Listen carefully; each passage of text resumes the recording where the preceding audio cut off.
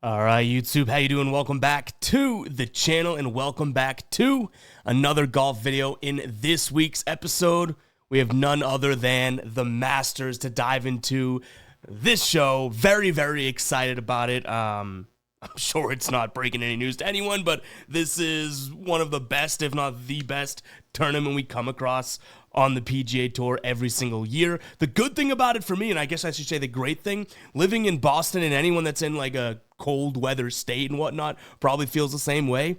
This, mid-April now and like hopefully some good weather kind of springs the golf season and you kind of get the feeling, you get the goosebumps along with just a historic, amazing event. So very, very excited to dive into this one today, guys.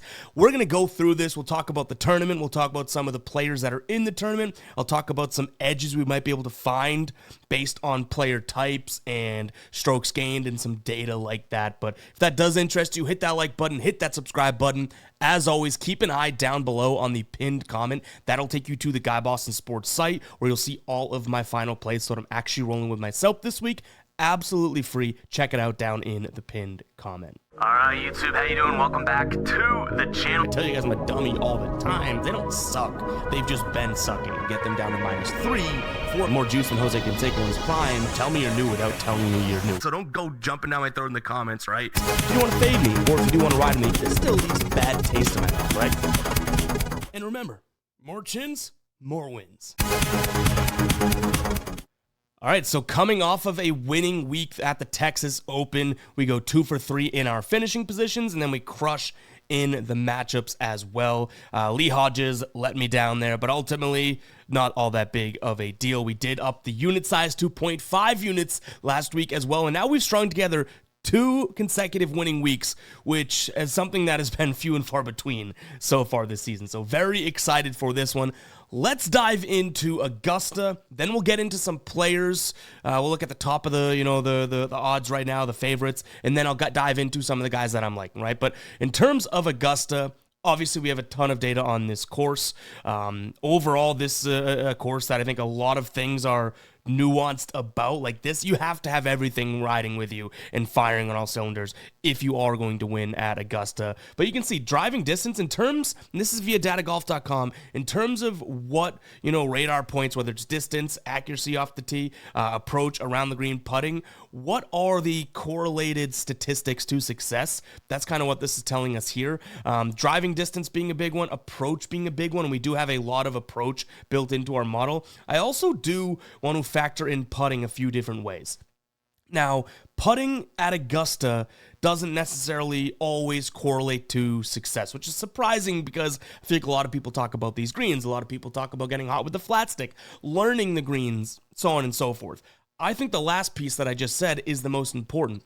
Learning the greens, being able to play this tournament year in and year out and learning from the greens, because in theory, strokes gained putting isn't always, like I said, the biggest correlated statistical bucket that, correlates to victories or success. A lot of the time it's going to be approach, it's going to be driving distance, driving accuracy, that type of thing. So let's keep that in mind. As we dive in a little bit more, you can see here, this is the course table. We'll go ahead and filter to Augusta. And anything you see red here means that it is ranked in the top 5 on the schedule in difficulty. Anything in green, which we don't have, means it's easy. We only have 20, 21, 22, 23, 24 data to go off of in this spot, but you can see where these big buckets are. Tee to green is going to be a big one that we're looking at this week, but overall, putting around the green, approach, big time focuses for us. I think even in our model, we have a built-in segment for approach inside -150. Seen a lot of other people, whether it's on Twitter, YouTube, anything like that, talking about the long approach, the 200-yard pluses and all that, because eagles are almost necessary to have some success here. But in terms of our style and that type of thing, I'm realistic looking for guys that can dial in and be a lot more consistent overall. So I'm looking at that approach inside -150 pretty strongly overall.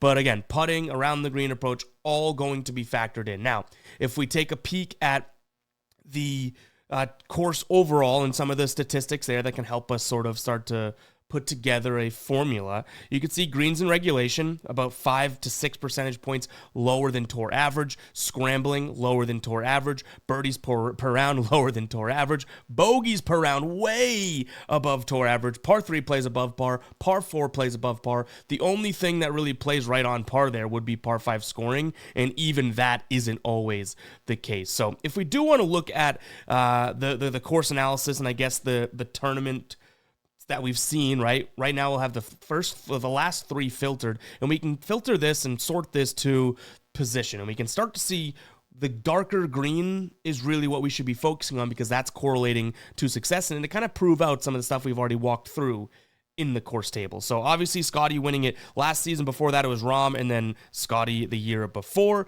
Off the tee, very, very strong, but already, you're seeing a lot of deep green in this approach category, right? Around the green as well, and putting, isn't it weird? You're starting to see a little bit of red, not necessarily, in the top 5, but the minute you get into the top 10 and whatnot, some of these guys didn't need to putt all that well. And quite honestly, you could see a lot of red everywhere. This is a tough course if you didn't know that. Looks like bombers, guys that hit it far, do have some success. There's 14 driver holes on this course. 5.5 out of 10 in terms of bet the numbers correlation and I guess ranking of Bombers Paradise. So not all that much, but per round, if you hit it 20 yards longer than average, you're picking up about 1.6 strokes on the field, and 1.82 to the negative if you do not hit it at tour average or you're even 10 yards shorter. Here's the approach shot distribution. You can see this is that bucket that we're focusing on. I still give a little bit of credence to a lot of people that are looking at the longer yardages. In fact, if we want to look at last year, you can kind of see where these approaches came from as well. Yes, a ton of that longer yardage. But to me, I'm really kind of focusing on these two. So again, that 150 range is very important, at least to me. From and around the green perspective, 16 to 30 yards going to be where that distribution is. And then putting kind of right on there with tour average, nothing all that crazy. So the way we've built our model here, and we'll just go through our filters, and this is a really cool tool. I'm not affiliated with Bet the Number. Maybe we will be in the future, but it's a really cool tool that you could sign up for. It is a paid tool, but you can go in there and kind of plug in all the stats you want, and it'll project a model for you. But we have off the tee and tee to green as super, super important in this one. Tee to green being one of the more important stats that I'm focusing on this week. Distance from edge of fairway. Okay, we have that built in minorly because the more in the middle of the fairway you are, the better, right? So this is kind of an accuracy tote for us. Approaching the green, 20%. And then again, that short yardage. We already saw that, big bucket of approach shots come from that 125 to 175, so we're saying that 50 to 150, and then this kind of also would include that, right? That 16 to 30, it's right before that. So if you can do that well, and then do this portion well, the closer you get to the green, the better. Around the green, we do have a little bit built in, but not so much, and then we have 3 different, like I said, putting is tricky here. We have 3 different ways of looking at putting. We have versus the field, 4% of the model, so not that big, but ultimately altogether, this is 13% of the model when we talk it through. Putting versus the field, last 27 rounds. Putting versus a baseline on bent grass. That's this type of grass, which is 53 courses on the schedule. And then specifically, we have putting at Augusta versus baseline. So the better putters at Augusta are something that we are factoring in. And then birdie or better conversion percentage. Remember when we looked at the top here and birdies per round, 3, which is well below tour average, bogeys per round well above tour average. Yeah, we're definitely focusing in on, obviously, birdies and being able to score and being able to accept the fact that you're going to make bogeys. Like, we didn't put in bogey avoidance in this one, just birdie conversion percentage, because I do think there's a factor of some guys that are going to make bogey but then fight right back with a birdie and that type of thing. So let's dive into a few of these players. First, we'll start with Scotty Scheffler, which is never a bad pick in any tournament, never mind the frickin' Masters, because this guy has won 2 of the last 3, and he's playing pretty damn well. I mean, his season, the fact that you can make the argument that he's had like an off year is crazy, because tied second at the Houston, top 20 players, T11 at the Arnold Palmer, T3 at Genesis, T20, like his worst start this year is T25, right? Do we worry about the putting? Not so much. Looks like his putting's actually been in check. Around the green is where I kind of worry, but look at him at the Masters, right? Only one round, or only one weekend, 1 year, he's struggled both putting and around the green and is still a top 10. So obviously Scotty, a very accurate driver of the ball. He hits it a decent way as well. His green regulation percentage is higher than tour average. This is all last 10 round data, and his birdie conversion percentage is right on pace of what it needs to be. Doesn't really three putt. Obviously he's a guy that week in and week out you can bank on to do well. It's just a matter if you can stomach the odds, right? Now Rory is another interesting look here. Obviously, Rory's having a phenomenal season, and he's still in search of the green jacket. The accuracy worries me a little bit, but you're going to be hard-pressed to find many guys that are longer than him, right? If we look at his Masters history, around the green, he's had some struggles. He's had some struggling, finishes as well, but ultimately, when he's playing really, really well, I do think that this could be a decent look for Rory. His birdie conversion percentage, which again is something that we're factoring in, is really high here. Three putting, sure, but he's going to be a guy that knows this course really well and has played it before. Jon Rahm being the next sort of favorite that we'll take a peek at. Now, some of these live guys, obviously, we're not going to have as much data pumped in as we need, so I just keep that in mind. Jon Rahm, not exactly a guy that I'm all over, but clearly has played the Masters well, former winner overall, and realistically, other than last year, right, which was that live year, everything else kind of checks out for him. He hits it far, not all that accurate. He's going to make birdies. So Jon Rahm, if you like, I'm sure. I only have one true live guy that I'm kind of considering, and we'll talk about him in a little bit. But the last sort of favorite we'll look at, and I will say out of the four that we mentioned, I'd probably rank him, the guy we're looking at now, Collin Morikawa, Rory, Scotty, Rahm as the top four. That'd be my top four, which is almost the reverse order of what we have, right? But Morikawa, let's start with him at the Masters. His approach has been phenomenal, and his finishes have been pretty damn good. T5, T11, and T3. Love to see that. He's only lost strokes gained around the green, and it was 0.26, and that was a year ago. Majority of that came in the fourth round. He did not have the best day, right? Putting looks okay. His tee to green, like I mentioned, being something that we were super focusing on. We could see that there as well. Very, very good. He's very accurate. I mean, he can hit it a ways, but not exactly, blowing by tour average. Greens in regulation we love. He's gaining 1.06 shots versus the field in his last 24. A little bit more recent, his last 10 rounds here. You can see that still kind of applies, and the ball speed's up a little bit. Putting, sure, it can be a concern. If we look at this, though, putting at Augusta, he's actually 11th in terms of versus that baseline at Augusta. So we do love to see that. And his sand saves, his scrambling, all that looks pretty damn good. So Morikawa probably is, the favorite this week that I do like. Some of the other names that we're liking, we can dive into a few of these. Actually, let's do that first. So I said Jon Rahm, not so much. Xander, not exactly a guy that I'm all over here. You could see if we just want to pull up his recent rounds here in the top of your screen, kind of top middle, we'll see. Putting, not looking good. Off the tee, not looking good. And he's had like a mixed bag of starts this year, right? Nothing like we'd really want to see. There's a ton of red, and he hasn't been all that accurate either. So if we look at his last 5 rounds, to kind of be fair to him, accuracy at 43.9%. Obviously, he was injured. He is hitting it away, but the off-the-tee numbers are just enough that make me stay away from him. Am I saying Xander can't do it? Hell no. I mean, the guy has some really good course history at the Masters, right? Last 2 times playing here, 8th and T10. He did get cut in 2022, 2021 he T3, 2020 T17. So obviously that checks out, and course history at the Masters is super important, but I think there's enough here that might make me stay away from him.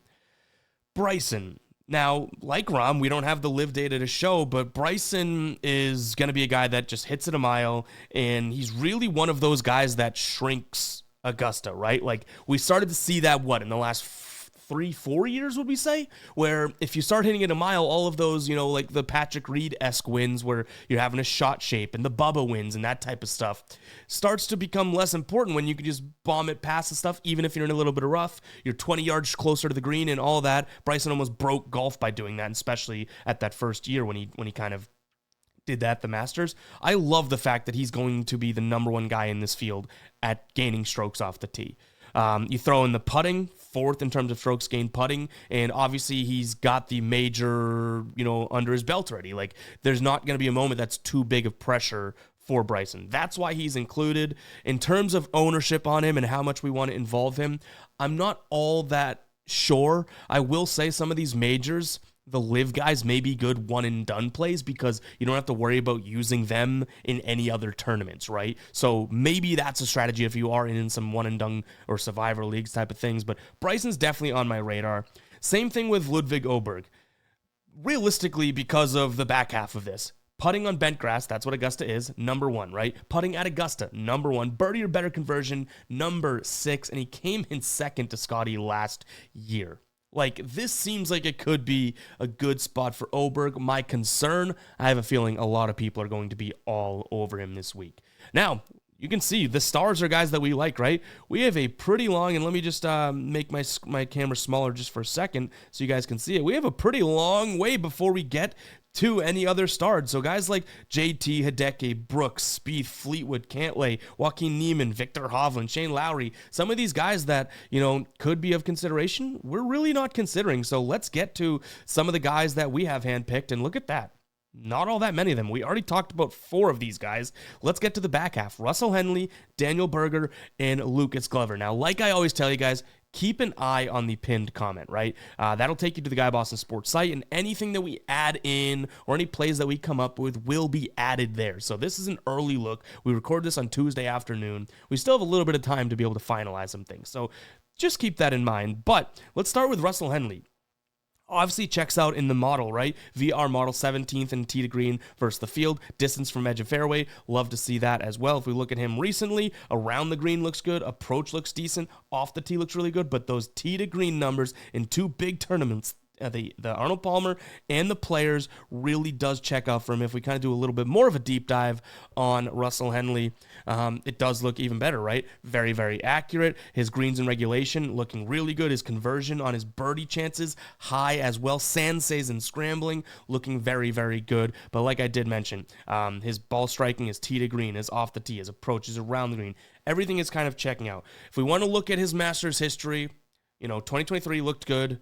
He's having this kind of like good start, bad start, good start, bad start type of a thing. But what I want to focus on is the fact that he's yet to have a bad approach, approach weekend. And around the green, last 2 years has been very, very good. So this guy seems like he has a high floor. Maybe not the craziest of ceilings. I'm not saying he's going to come in top 5 again. But I love the idea of him maybe in some matchups and also maybe in some, bigger opportunities like a top 20, top 30 type of spot where, you're paying a little bit of juice, but I like the spot for him. Then we have Daniel Berger, who also around the green and tee to green is looking decent, right? If we blow him up and kind of look at him a little bit more, you'll see that he's had his ups and downs, but obviously this dude was super, super injured. Is coming back now, doesn't have the best Masters history, but I argue he's playing some of the better golf now and ready for it, right? He's hitting the ball far, hitting it accurately, getting on greens in a reasonable rate. His birdie conversion's high, as well as his sand saves and his scrambling, which you do need at Augusta as well. So Daniel Berger, and if we just want to look at how many rounds has he played in 2025? 1, 2, 3, 4, 5, 6, 7, 8, 9. Let's do his last 9. Let's go last 8 rounds just so we make sure that it's more accurate. You could see everything still checks out, right? Birdie conversion rate at 40%, sand save, scrambling, all looks pretty good. Accuracy's still there as well. So him to start the season, not all that poor. Daniel Berger's definitely on our list. And then Lucas Glover. Lucas Glover, a guy that I'm definitely considering in some make-cut scenarios, maybe make-cut parlays. I do like him, the way that he has been playing. His last 2 starts, T3, T8, pretty damn good. Overall at Augusta, not exactly like, incredibly great, but I wouldn't say T20 for a guy last season is all that bad either, right? And he's a really accurate player. We should know that by now. But yeah, cut T30, T20, like that. Does that look great? No, but yeah, some good approach numbers, some good around the green, putting. It's all kind of there. What I really like is the fact that he's right there for greens in regulation. We know he's one of the most accurate guys. His scrambling's good, as well as his 3-putt percentage being under tour average, and then his birdie conversion percentage is above. So Lucas Glover being another name that I looked at. So let's kind of go through some of these names, like I said I was going to do, and then we kind of skipped. Guys, and why I passed them. Patrick Cantlay, putting at Augusta, kind of, eked me out, and he did not finish off last week all that well, right? Kind of boned a lot of people there. Spieth, obviously has some great history, but he's very volatile at this. You can even see in his last 5 starts here, T46, T3, cut, T4, cut. Like, Jordan Spieth is a guy that started his career obviously phenomenally, at Augusta. And I think year in and year out, he's not necessarily a fade, but it's tough to sit here and be like he's consistent now in terms of how he's playing lately. Yeah, you could say he's playing decent, right? I mean, in this season, he already has a T4, a T9, a T12 at the Valero, top 30 at the Valspar. I think I'm still waiting for a little bit of, tangible evidence to like Jordan Spieth. Tommy Fleetwood was someone that I considered. He looks like he's playing some good golf with the exclusion of last week. But tee to green, distance from edge, approach, all kind of checks out. Victor Hovland, not really considering. I think he had that win, and I don't really know what to make of him from there. Shane Lowry, didn't love the putting numbers for him. And then who else is kind of worth going into? Corey Connors. Has some good history, has been playing really good golf, kind of checks out here. The birdie or better conversion scared me off, but that is a guy that we could consider. A bunch of guys out here that we could consider, but kind of had a few different reasons as to why we didn't. So, yeah, keep an eye on the final play, guys. What we're prioritizing, if I were to bucketize it, would be tee to green, the approach, the around the green, just got to make sure that checks out. And then putting at Augusta specifically and being able to make birdies are you heard me say birdie conversion a million times, right? Those are spots that we are for sure focusing on with this Masters tournament. But I am so damn excited, as should you be. If you are not even a golf fan or anything like that, try watching all 4 rounds of the Masters. You'll be a golf fan for life. I'm pretty damn confident in that. So, yeah, appreciate you guys for spending some time with me. We'll catch you guys in the next one, right? Peace out.